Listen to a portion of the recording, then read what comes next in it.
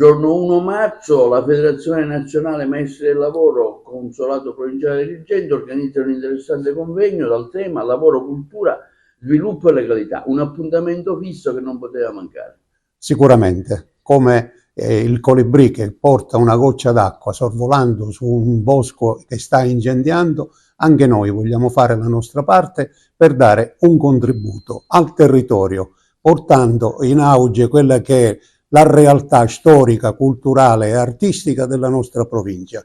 Questo è un impegno che abbiamo assunto con la federazione e perché riteniamo che lavoro più sviluppo, lavoro più cultura porteranno sicuramente la dispersione di quella che è l'illegalità, poiché chi lavora ha una dignità e ha anche le possibilità economiche di potersi gestire, sicuramente può scansare quello che è il rischio dell'illegalità. È chiaro che tutto questo va inserito in un ampio